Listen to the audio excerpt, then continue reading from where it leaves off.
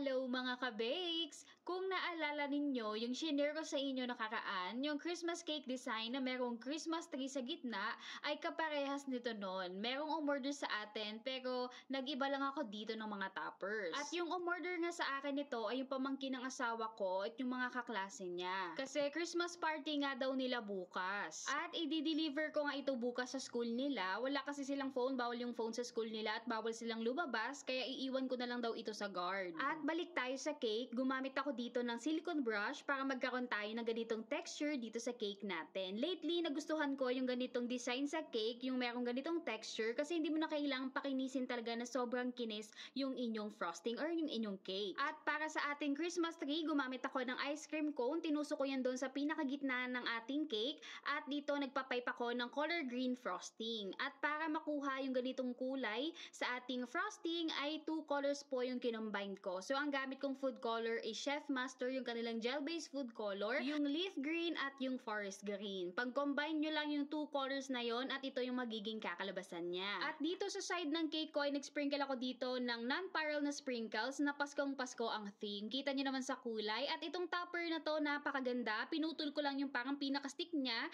at ito dinikit ko na dito sa pinaka-front ng cake natin. O diba, super ganda ng topper na to. At ito nga yung request nila, nalagyan ko daw ng RCC committee. Ito'y gawa sa fondant at meron lang akong ginamit dito ng mga cutter letters. At mga ka-bakes, kapag meron akong mga fondant letters na ilalagay, lalo na dito sa cake board natin, ang ginagawa ko ay nililinya ko na muna sila, tinitignan ko kung pantay na bago ko idikit. So, ang ginagawa ko namang pandikit dito or glue ay tubig lamang po. Mag-brush lang ng kakaunting tubig, tapos saka mo ilagay doon yung fondant letters. At pwede din ka-bakes na Tylose powder na merong onting water. So, kapag tinunaw mo yung Tylose powder sa water, sakto lang, parang magiging paste siya. So, yun yung magiging pandikit mo sa mga fondant toppers mo. At kung tubig lang yung gamit mo, i-dip mo lang yung brush mo dun sa water. Ganyanin mo yung brush mo para hindi gaanong makadaming makasipsip ng tubig. Kailangan sakto lang na tubig ang malalagay natin dun sa brush at ipunas dun sa cake board natin. Wag sobrang madami kasi ang mangyayari niyan kapag madaming tubig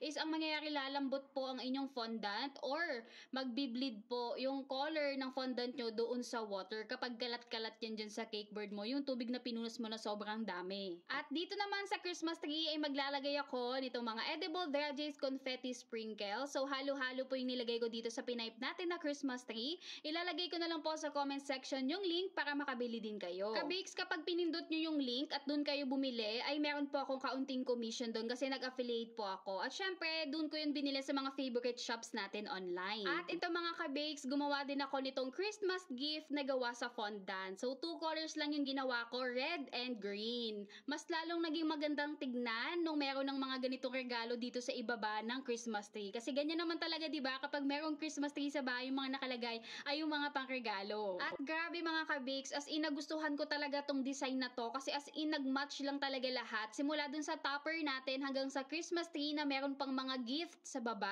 At ito na mga kabakes ang naging outcome. Grabe, sobrang nagandahan talaga ako dito. Halos same lang talaga to doon sa isang design na shinare ko sa inyo na merong Christmas tree din sa top ng cake. Pero dito na iba lang yung mga toppers natin. Yung topper sa front and then yung mga toppers natin na fondant details, yung mga Christmas gift. At dito sa mga fondant toppers natin is EMF na po yung gamit ko dito. At grabe natuwa ko sa EMF kasi first time ko lang siya ginamit simula nung nag-take ako ng class kay Chef Emily. So grabe talaga, ang ganda. Hindi nahirapan yung kamay ko kakamasa. Ang ganda talaga niya, workable siya sa mga fondant toppers. Kaya excited ako gumawa ng mga whole fondant cakes at ibang toppers pa. So yun lang mga kabakes. For more cake decorating videos, i-follow nyo lamang ako dito sa aking Facebook page.